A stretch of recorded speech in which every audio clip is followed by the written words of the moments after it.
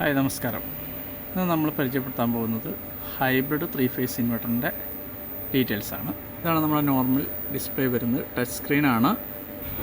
ഡിസ്പ്ലേയിൽ settings menu. ഇതാണ് വരുന്ന battery, basic, system work mode, grid, advance, generator port, device information എന്നാണ് വരുന്നത്. ഇതിൽ ബാറ്ററിയുടെ സെറ്റിങ്സ് എടുക്കുമ്പോൾ ഇവിടെ ലിഥിയം ബാറ്ററി ആയതുകൊണ്ടാണ് ലിഥിയം സെലക്ട് ചെയ്തിരിക്കുന്നത്. ട്യൂബുലർ ബാറ്ററി ആണെങ്കിൽ use battery voltage, use battery percentage ഇടണം. ബാറ്ററി കപ്പാസിറ്റി ഇവിടെ ടാപ്പ് ചെയ്തിട്ട് നമുക്ക് താഴത്ത് ബട്ടണുണ്ട്, 4 ബട്ടണുണ്ട്. അതിൽ അപ്പ് ഡൗൺ ആക്കി കഴിഞ്ഞാൽ നമുക്ക് സെറ്റിങ്സ് ചേഞ്ച് ചെയ്യാൻ പറ്റുന്നതാണ്.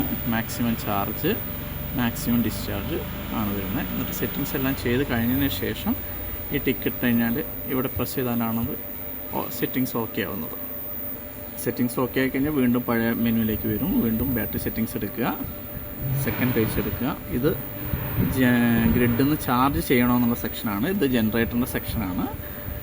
അപ്പം ഗ്രിഡിൽ നിന്ന് 30% ബാറ്ററി ലോ ആകുമ്പം ചാർജ് ചെയ്യാനുള്ള കമാൻഡാണ് ഇത് കൊടുത്തിരിക്കുന്നത്. ഗ്രിഡ് ചാർജ് വേണ്ടെങ്കിൽ ഗ്രിഡ് ചാർജ് എന്നുള്ള അൺടിക്ക് ചെയ്താൽ മതി. എന്നിട്ട് ഈ ബട്ടൺ തന്നെയാണ് പ്രസ് ചെയ്യേണ്ടത്. പ്രസ് ചെയ്ത് കഴിഞ്ഞാൽ ഓട്ടോമാറ്റിക് ബാക്ക് പോകും. വീണ്ടും ബാറ്ററി സെറ്റിങ്സിലേക്ക് പോവുക. മൂന്നാമത്തെ പേജ് എടുക്കുക. ഇത് ബാറ്ററിയുടെ ലിഥിയം ആയതുകൊണ്ടാണ് ഈ സെറ്റിങ്സ് വരുന്നത്. ട്യൂബുലർ ആകുമ്പം ഇതിന് വേറെ സെറ്റിങ്സാണ് വരിക. അത് ഞാനിപ്പോൾ കാണിച്ചു തരാം. ബാറ്ററി ആകുമ്പോൾ battery settings, use battery percentage ഇട്ടു.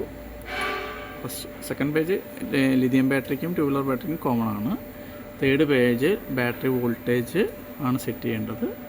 ഇതിൽ 54, 57, 57 ആണ് സെറ്റ് ചെയ്യേണ്ടത്. ഷട്ട് ഡൗൺ പെർസെൻറ്റേജ് ആണ്.